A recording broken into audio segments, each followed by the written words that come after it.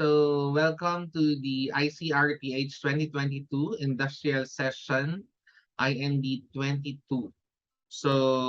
This day we are glad to be joined by three different speakers from different countries as well. And you are in the session of Sustainable Leisure and Recreation Tourism. But before that, may I introduce first myself?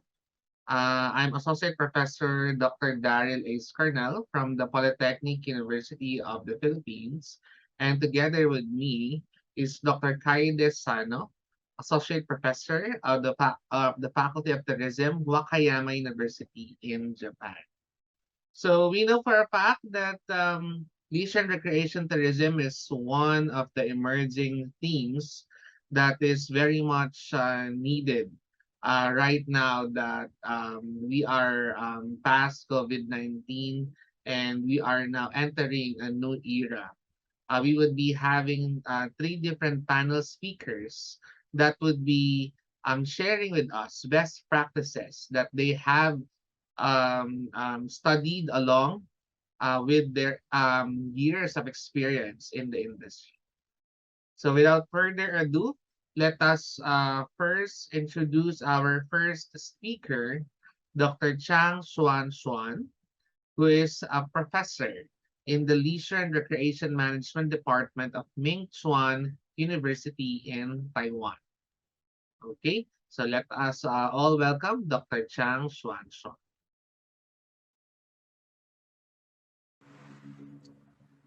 Hello everyone, my name is Dr. Xuan Zhang, professor from Department of Leisure and Recreation Management, Incheon University in Taiwan. The subject I'm going to share today is Taiwan Leisure Fund Developing Experience, Transformation of Agricultural Tourism from Story to Local Creation. The include a little bit of self-introduction, and also the previous background information about the agricultural tourism in Taiwan and the four major elements and what's going to happening or what's happening in agricultural tourism in Taiwan. Currently, I'm full-time professor from Taiwan and also the vice director of Integrate Virtual Reality Lab of Michuan University. Meanwhile, and also a visiting professor in a Faculty of Hospitality and Tourism Management UCSI. And as I say, I'm from Michuan University, and to provide a little bit information regarding the Michuan, we are actually the first American university in Asia and the only one accredited by Middle State Commission on Higher Education of United States. And so that Michuan has 5 campuses, including Taoyuan campus, Taipei campus, Zhihe campus, Kinmen campus, and also the USA campus.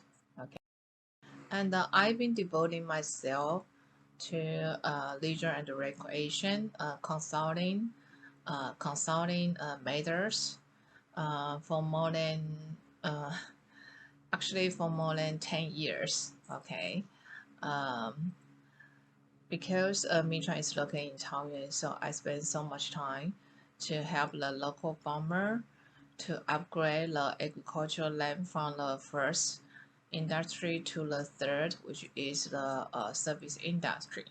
So today I will share a little bit information regarding the result. Okay.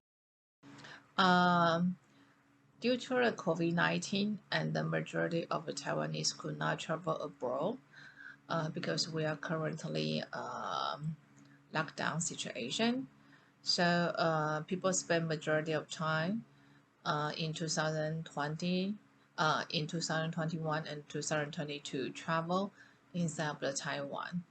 So even for the agricultural tourism, majority of the outdoors activity become so popular during the pandemic. And the other reason is like not only because of the pandemic, agriculture becomes so popular. Currently, people has a lot of pressure. So according to the research from Taiwan Tourism Bureau, Taiwanese actually like to spend more and more time um, go going outside, and they travel to the destination with the nature-based thing or nature-based atmosphere.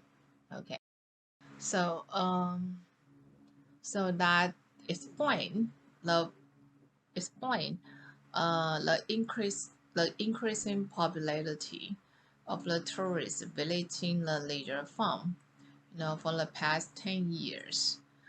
So far in 2022, according to the data from Council of Agriculture, there are 372 leisure farms operating in Taiwan. And as a consultant, and we don't actually suggest the leisure farm to work alone to host the tourist because the farmer usually work by themselves, so they could not be able to provide higher quality of the service.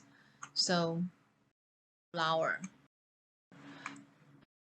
manner of the county actually has a slogan, the 10 leisure farm loan, 10 different type of the flower. Okay, so since 2028, we only have a 4 leisure farm loan legally exists, but currently we already have 10. Okay, so the first elements we put into the agriculture tourism side is the dining, and because this is agriculture tourism site, so the dining should have a certain characteristic. For example, like a no mileage, and it definitely will everything is produced locally and organic and even seasonally. So because people are always on a diet, so should be have a light meal. So basically, it's healthy food, and then we promote a healthy way to get it, and then to allow tourists to eat in a much more healthy way. And through maybe like experiencing activity, you pick, you cook, and you eat. So through this kind of activity, we will educate the tourists the right concept, how to choose the right ingredient, and how to tell whether or not the food is in a good condition, and also educate the tourists how to eat in more way. So the green kitchen is also the slogan for the agricultural tourism one. In order to promote this kind of important concept, majority of the agricultural tourism site during the summer break, we even held a camping, a program for the children to learn how to plan, how to cook, how to produce, how to eat. And even we take those children to sell the agricultural product to the supermarket or to the local market. And then the food they cannot consume that left over, we even take the children to share the food with the poor family. So we call it a summer camp. So as I just mentioned, the first element is about the uh, dying, but the dying could exist in different way, in different form. The second thing, the second element for a successful agricultural tourism site is whether or not they provide the lodging facility with a spatial thing. What do I mean a spatial thing? For example, this is one leisure farm, um, a very famous ladybug. So people live there is because they during the night they want to experience the ladybug, and this is the one of the example from Taiwan agriculture tourism site. The lodging they provide is a tree house to fulfill their dream, and this is the lodging facility uh, built up on the top of the water, so we call it the water-based accommodation. This is a style like the Western fairy tale. the castle, the castle. This is the also the tree house, Southeast Asia. So you provide the lodging, but you cannot provide the ordinary lodging. In agricultural tourism side, all of the lodging, we educate the farmer to build up must go with certain thing. Okay. And then I'm not sure about your tourist, but in Taiwan, majority of the tourists when they shop, when they travel, they like to spend some money to buy the souvenir. So definitely, it's very important to provide something for tourists to shop. So everything is produced locally with a local atmosphere, and then go with the green, go with the nature, go with the agriculture. So for example, this is a dyeing, this is the plants, this is the handmade cookie, create by themselves. And the last enemy is recreation. They need to do something or otherwise they will feel bored. So definitely the tea plucking, milking, carrot harvesting, all designed based on experience, past life experience, or tree therapy. Okay. So, agriculture tourism actually try to make sure people come here to eat in healthy way and live in a larger with different lifestyle and to experience the everything in rural area and then to shop the souvenir which produced from the local and by doing this they can go home with happiness and regarding trend. There are the four major trend right now we are doing for the agriculture tourism. The first one is all of the activity, majority of activity will provide in the agriculture tourism side. We must combine with environmental education. Environmental education. The major customer is the school student, and the second one is government employees. So with the environmental education, all of the activity they cannot just go with the flow. They actually need to have a very concise course plan and course goal, course purpose, and even a teaching hour. And they even need to have a certificate, license, environmental educators available in the agriculture site.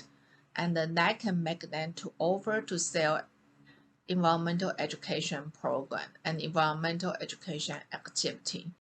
The second chain is agricultural land that actually provide a working holiday opportunity. The major customer is not from local. The major customer is from the tourists all over the world. So for example, Taiwan is really famous to produce the tea.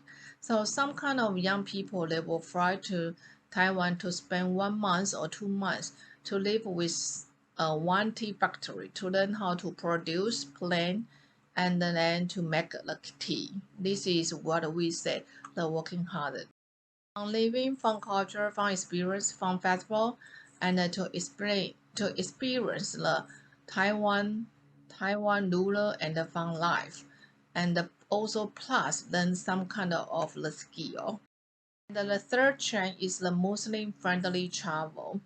Um, the Taiwan Tourism Bureau actually already uh, consider the Southeast Asia as the major target market after I think it's after 2016. So 10 years ago or 10 years ago, majority of agricultural tourism sites they do not have any concept about the Muslim culture. So we are trying to help the agricultural tourism to understand the Muslim culture. And even we have a certification system. And so some agricultural tourism sites they can actually apply to become the Muslim friendly certificate site. And currently the result is around like 13 digital fund are authorized legally operating Muslim friendly, recreation site. But we are trying to, you know, trying very hard to make the number become bigger. Okay? And the fourth strength is QA, quality assurance of agriculture tourism. And this is operated by Taiwan Leisure Fund Developing Association, nonprofit association.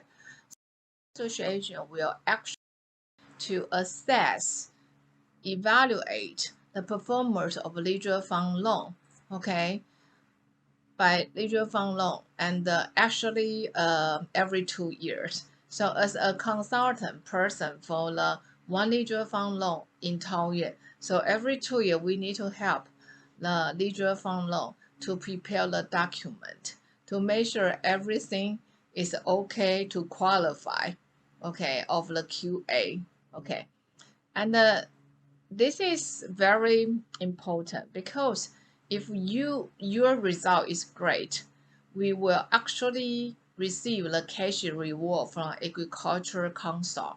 So this is kind of a motivation for the leisure fund loan to keep working really hard to increase their service quality. Okay, so besides in Taiwan the Agricultural Council also asked the association to conduct the economic impact of agricultural tourism to measure when they transfer from the first level of the industry to the third service industry, and they are actually making more money. So we will, as a consultant person, we will help the farmer to collect the data. For example, like tourist information, number of staff working in the leisure fund, and then number of tourists by month by nationality, and then revenue, the sales number. So every quality can be measured and can be increased from time to time. So in the end, before I finish, we actually are doing a great job to promote the agro-tourism to Taiwanese, especially after the pandemic. We are doing very well. But next step, we are doing even much harder thing. We want to upgrade from the agro-tourism to the green tourism. So the sustainability, respect for life and the land would be the next two challenge for the agricultural tourism in Taiwan. So this is what I would like to share about the agricultural tourism developing in Taiwan. Hope you enjoy my talk. Thank you so much. Wish you have a pleasant day. Bye bye. Well, thank you so much, Dr. Chang, for your interesting presentation about the agriculture tourism in Taiwan's context.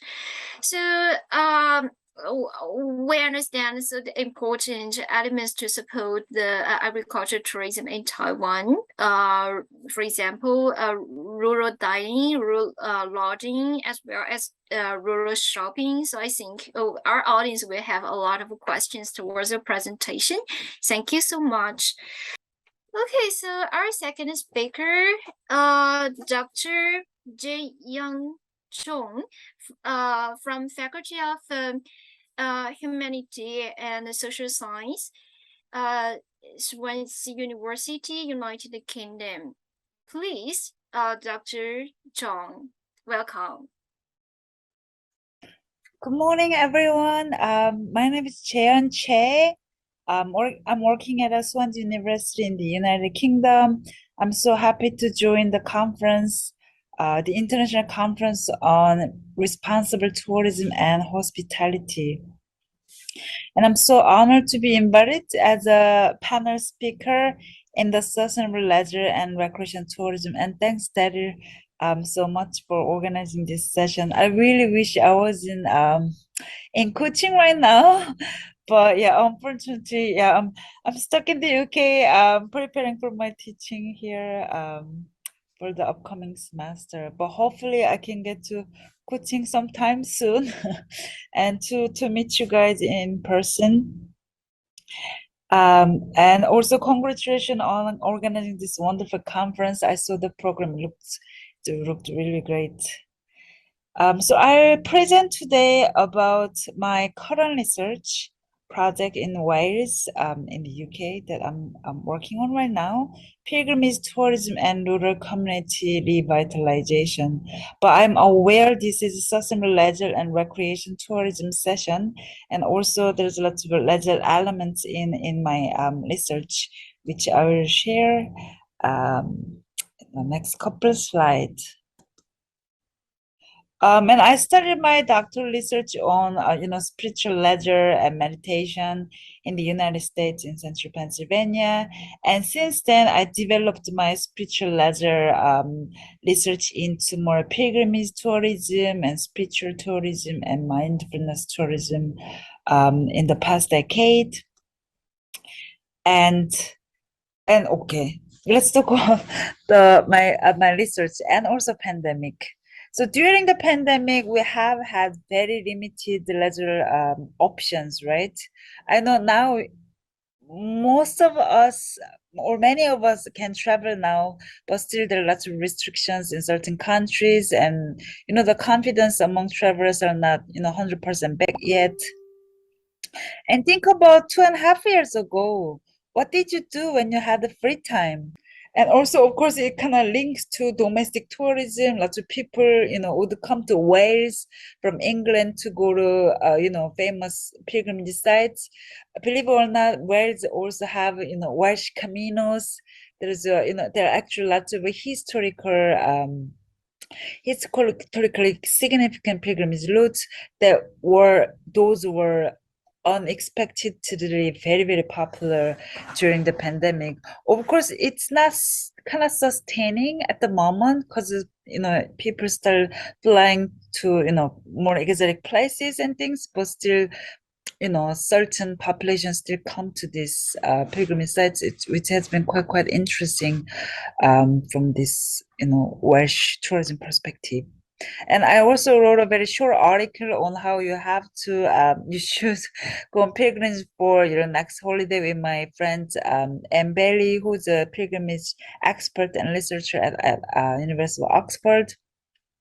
But what we are claiming was pilgrimage tourism or pilgrimage works as a leisure. It's healthy for you to cope with isolation and depression from lockdowns and border closures, but also it's actually healthy for the communities and destinations as well, because it can be a form of sustainable tourism, because mainly, especially in the COVID context, people travel to these sites domestically, and people also walk and stay in a local hostels or homestays, eat at local cafes, and lots of interactions with local people. So it's a quite sustainable form of tourism. So that's what we're encouraging to people in the small article.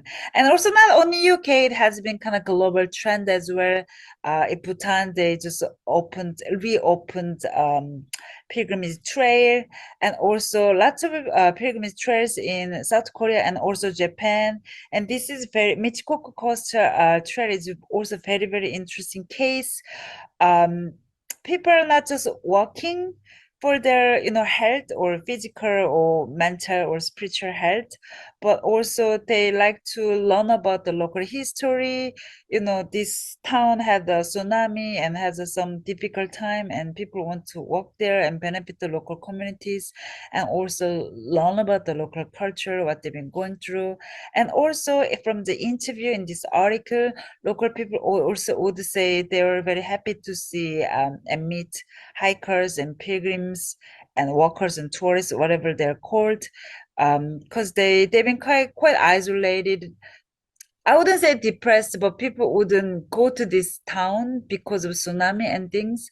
But now tourists and walkers and hikers are coming in, so local people can talk about things, and they feel less isolated, and they really welcome this social interaction. So sometimes these pilgrims, especially because pilgrimage sites are often in rural, remote villages or areas, pilgrimage tourism or workers, they're not bringing livelihood. They're not only bringing livelihoods and income sources to local communities, but also they bring the liveliness and also bring all this kind of positive social interaction as well. And apparently during the pandemic, there are many more articles being published on, walking and spiritual walking, pilgrimage tourism, the benefits of those to local communities.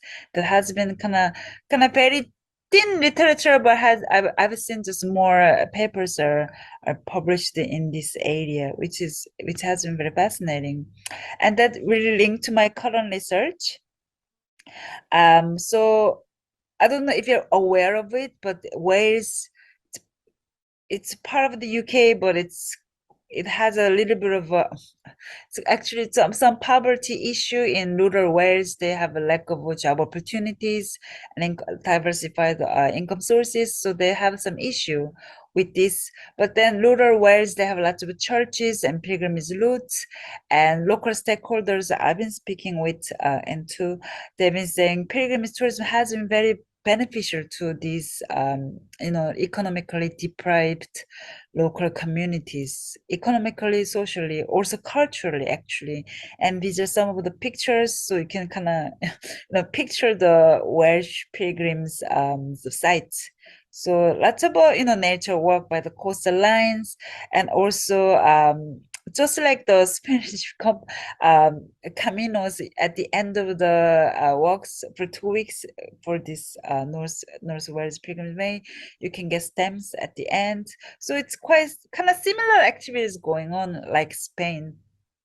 But of course, it's a smaller scale and less popular. But you can just walk to the this route for 2 weeks, and you can visit lots of churches and talk to people, stay in local B&Bs, and so it's quite cultural activity in Wales, and they're having more investment in Welsh pilgrimage route development because of this new leisure trend. People are interested in pilgrimage sites, and people are also discovering Wales as pilgrimage sites, and let's go to Wales for walking. So all these kind of new emerging trends, and also domestic tourists like to walk on pilgrimage routes for, again, COVID heavy. And of course, again, people are traveling, but still some people are not confident yet to travel.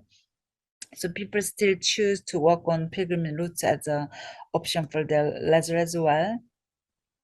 And also, they're having more new emerging routes during pandemic, in where some are, forgotten historical ones, and some are new kind of secular ones as well. And there's a very interesting project that actually I'm involved in. There's a new pilgrimage routes between Wales and Ireland. So you walk and you take a ferry to Ireland, and you can go to Ireland and continue walking. And there's just some, Celtic link historically. So that has been very interesting project as well. So lots of emerging new routes for pilgrimage walks and tourism in Wales. So basically, we're exploring how pilgrimage tourism can help create livelihoods in rural communities and help protect, revitalize, and cultural heritage. If anything's happening around this, so we've been approaching local people and local stakeholders to learn about this. And we're also interested in exploring the phenomena around the pilgrimage as a leisure and also domestic tourism trend during COVID period, and examine the potential for sustainable futures. So we've been interviewing 30 local stakeholders in Wales from January to July. So we're still kind of initial stage of analyzing data. So I'll just quickly share preliminary data analysis. And we interviewed the pilgrim tour operators, church representatives, local cafe owners, accommodation managers, charity organization and authority representatives, and some local farmers in the communities on and surrounding the pilgrimage route. And these are some of the quick preliminary findings. So creating a livelihood, it was quite obvious, learning from local stakeholders and local people and also some local farmers.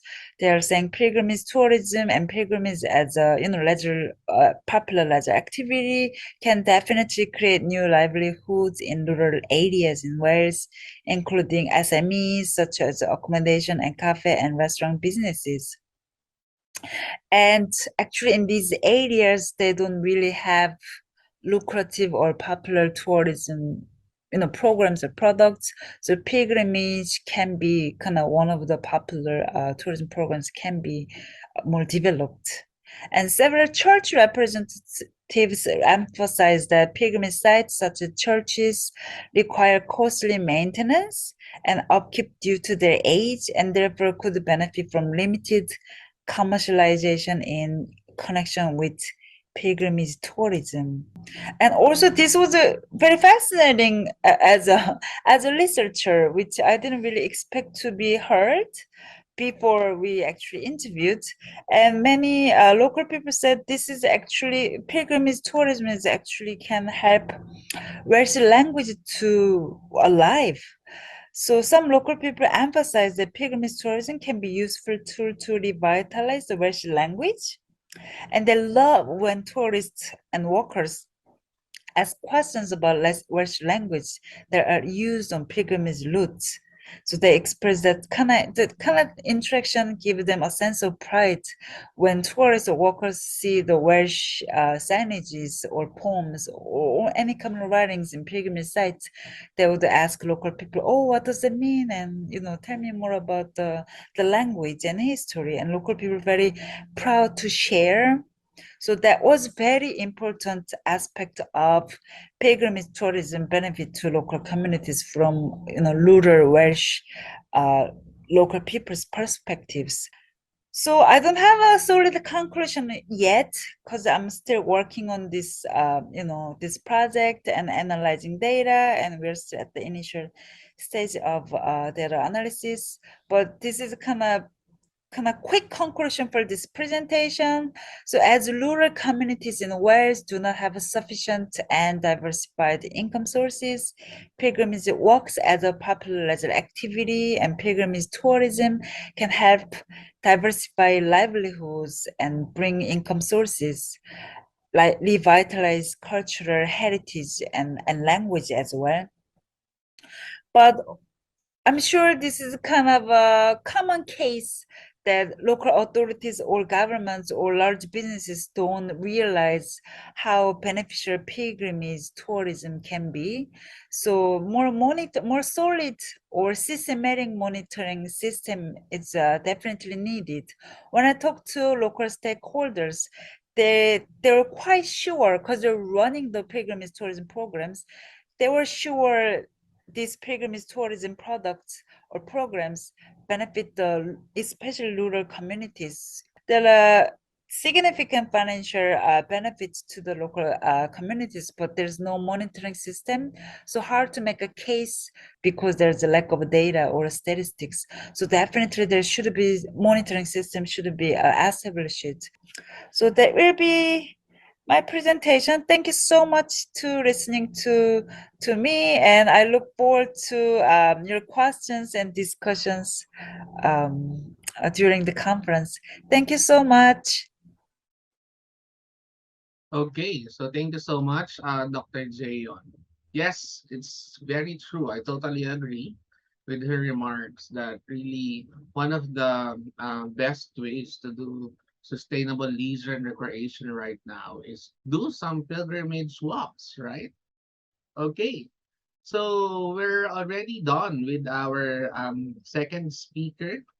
So next up we have our third speaker. Okay, our third speaker is Professor Dr. John App.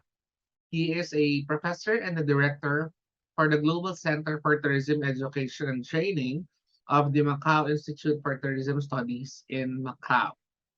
Recently, I think he went back already to Australia, where he is now enjoying his retirement. But I think he's also planning to open up a consultancy soon. So let's now give the floor to Professor John. I wish to thank the organisers of the International Conference on Sustainable Tourism and Hotel for this opportunity to share my thoughts with you today. The topic of my presentation is called Reflections on Sustainable Tourism Planning and Development, a Practitioner's Perspective. Upon completion of this presentation, I trust that participants will be able to acquire awareness and knowledge of the basics of sustainable tourism planning and development, but more importantly, to have an awareness of the challenges and issues with this particular topic. To just give you my background, I'd just like to advise that I've had over 11 years professional experience as a certified town planner, and I did specialise in recreation and tourism planning. Right. If we look at some of the characteristics of tourism, first of all, we need to understand that the primary aim of tourism is to deliver an enjoyable and memorable travel experience, because what we want to do is, in fact, have people come back as repeat visitors, and also to recommend this the attraction or the destination to their family or friends. And when we look at the word sustainable tourism, or even sustainability, we need to recognize that it is a very abstract and nebulous concept. But I think the bottom line is that we need to understand that sustainability is an inherent aspect of planning as well as tourism. And it should really be called responsible tourism, because when we talk about the word responsibility, it indeed, takes one to think about, if I'm responsible, I need to be answerable and accountable. There are three core principles of sustainable tourism. I'd like to share these with you. The first is quality. You want to provide a quality experience for visitors. You want to also improve the quality of life of the host community. And indeed, we also need to protect the quality of the environment. Second principle is continuity. We need to ensure the continuity of natural resources. We also should base continuity of the culture of the host community. More importantly, require the continuity of visitor interest. The third core principle is balance. You need to balance the needs and interests of the hosts and the local community, the guests, and also of the environment. Now, we all should be familiar with the United Nations Sustainable Development Goals. And yes, they are very noble. And in terms of what they are seeking to achieve, we understand, and I think most people will support them as it applies to them. But the question is, how many people indeed understand what they are and how to implement them? Many people may not realize that with the United Nations World Tourism Organization, it has designated 3 SDG priorities, which are highlighted here in the slide for you, relating to decent work and economic growth, responsible consumption and production, and the last one, life below water. So it'd be interesting to find out indeed how many of you in fact were aware of these 3 priorities by UNWTO. We then look at what is planning, and using just a simple dictionary definition, it's just devising a course of action. From my perspective, it involves common sense, but more importantly, the role of planning is to help rationalize the priorities and the allocation of resources, which for the most part tends to be limited. So why do we plan? Well, first of all, we want to improve quality of life. We want to meet a range of needs and provide diversity for the community and for visitors. A key and often forgotten aspect of sustainable tourism planning and development is feasibility analysis. And it's important for us to examine 4 types of feasibility as it relates to the site, or the physical feasibility, market feasibility, financial, and one that is not commonly addressed is political feasibility, which involves matters pertaining to stakeholder interests and taking into account stakeholder, interests. When we talk about the planning process, I'd just like to provide you with a simple model that will be easy to remember. Tourism planning is about matching demand and supply, balancing demand and supply. So when demand is greater than supply, then this creates a need. And with this need, we then need to undertake planning action to address and redress the imbalance. One problem that we often find within the tourism industry is that sometimes supply exceeds demand. And that becomes problematic because, if you're there to, be sustainable and to earn a profit in terms of economic feasibility, if your supply exceeds your demand, then you are going to run into, problems, particularly financial ones. So always remember that when we talk about planning, it's really about balancing demand and supply, particularly when demand does exceed supply. I need to share with you some basic planning principles which I have used in my professional career as a planner, and particularly in using it for recreation and tourism planning. These 4 principles are order, balance, coordination, and establishing an appropriate experience. So let's look into these 4 principles. They are order, which involves clustering, grouping, or zoning. And what you want to do there is that you want to separate incompatible activities and issues. So to just share an example, when we go to a theme park and each of the areas are themed, of course, as you go into each themed area, everything is designed according to that particular theme.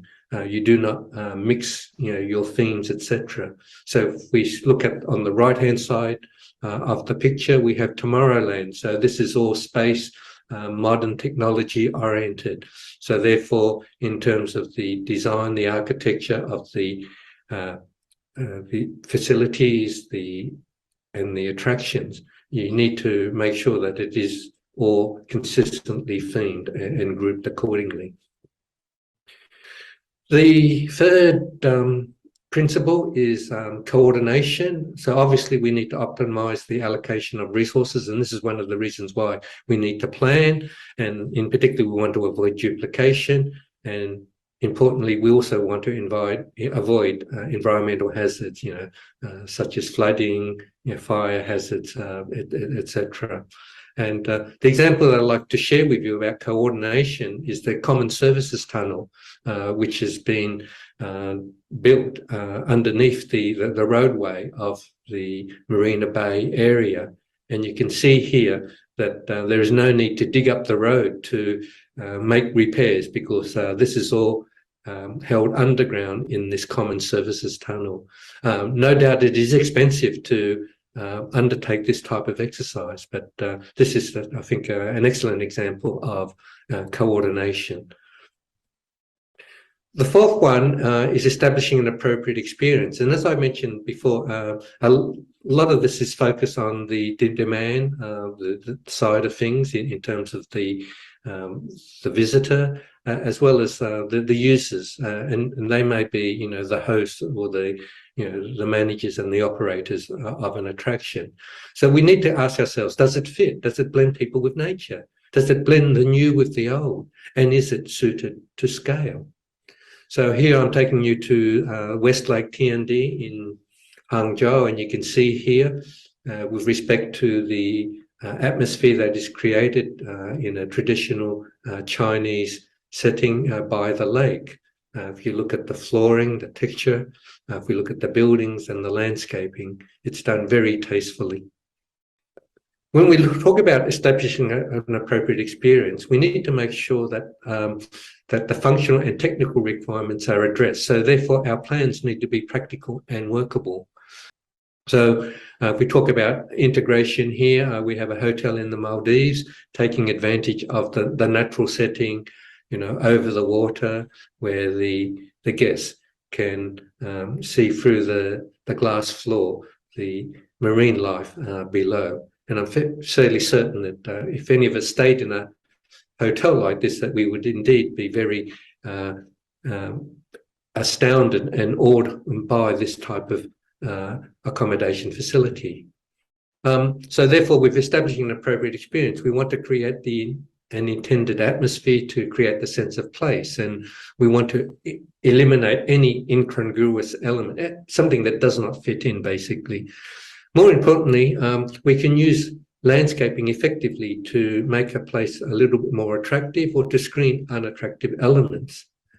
So I'm taking you here to a tea shop and factory in Kunming. So I got bored and went out and had a look outside the tea shop. And if you look very closely in terms of the setting here, in the middle of the pond, you'll see a teapot, and then you've got the table and the chairs in the foreground. I wish to indicate that, right, with good planning and design, it doesn't come by accident. Right, it involves clear purpose in terms of, what do the owners, the investors, and the attraction operators wish to do. It's important for you to undertake your research, and obviously you need to do your homework. And as I've highlighted here, feasibility analysis is very important and critical. You need to have a set of principles, which I'm sharing with you now. More importantly, there is the need for commitment by the leadership. If the leadership lacks vision or they lack commitment, then it's very difficult to implement anything. Before I conclude my presentation, I'd just like to talk about some of the challenges and the issues that relate to sustainable tourism planning and development. As I mentioned earlier on, it is an abstract concept, and the nature of sustainability is not well understood, which leads to my second point, because often there is no true or real understanding. And as I mentioned earlier on about the 3 priorities of the UNWTO for its Sustainable Development Goals, there is lack of understanding of what it is and also how do you apply them. But then if you go onto the UNWTO website, you'll find that they do provide a lot of resources on how to go about applying and implementing some of these SDGs. But it is problematic indeed. Often there is lip service and therefore a lack of commitment. Yes, we look at the definitions and the goals and the objectives of, say, the Sustainable Development Goals. But if people don't understand it, so therefore we jump on the bandwagon like everyone else. But there may be a lack of commitment, maybe because people do not understand it very well. So therefore, it's important for vision and leadership, amongst the key decision makers within the community, and particularly by those within the tourism industry. And the next challenge and issue is an obvious one about raising awareness and educating the industry and public what sustainable tourism actually means and entails. So it's important to have quality leadership and management that has vision and leads, management that seeks and strives for quality, that understands the fundamentals of sustainability and that they are committed to it so that they can effectively protect your resources. So sustainable tourism is about creating and staging, delivering memorable experiences, meeting the needs of visitors, making the product and or service attractive and appealing, and facilitating sustainability and long-term success. When we look at it in terms of sustainable tourism planning and development, we need to understand the nature and the characteristics of tourism and sustainability. Understand it's about balancing demand and supply. And we need to look at things holistically in terms of its overall development. Yes, we want to look at the feasibility, but the development and the construction, if it is a man-made product. but also we need to look at it from a management perspective, not just look at one aspect and ignore the others. And quite often what I found, within the industry, people are very enthusiastic when they get involved in a tourism project, but then they forget about the management and ongoing operations, and thereby leading to problems later on, particularly with respect to financial and feasibility.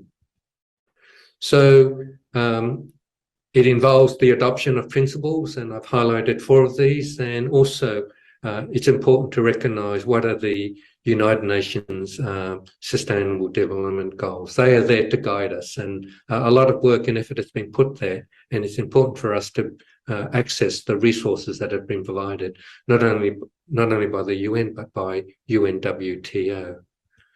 So in conclusion, as I reflect on what I've shared with you in my 40 years experience, I've come to the conclusion that sustainable tourism planning and development is the same as what I've always have professionally practiced as the fundamentals of planning and development in terms of knowing the basic principles. So from my perspective, it's just old wine in a new bottle. Thank you very much for listening, and if you'd like to contact me for further inquiries, here are my contact details.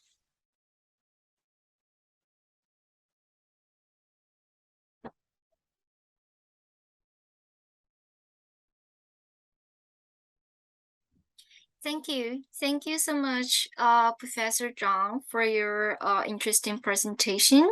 So sustainable tourism is always a very important topic in the whole tourism industry. Well, thank you so much. So it's a very interesting presentation. So you give us a lot of examples to help us better understand. Well, so thank you are all speakers for their interesting presentations. So here are some very important information for your reference. Well, so anyway, thank you for our all audience to join the session. Okay, so before we go to the Q&A session, Dr. Kaide, let us remind our audience that the session recording will be made available at the www.responsibleborneo.com/ICRTH2022 program. A certificate of attendance will be issued to delegates who complete a post-conference survey. So please find the survey at the website. The survey will be closed after a week.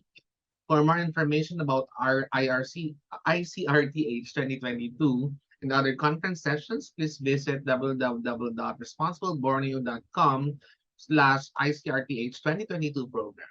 And for any queries about ICRTH 2022, please feel free to contact us via our email, icrth2022@responsibleborneo.com.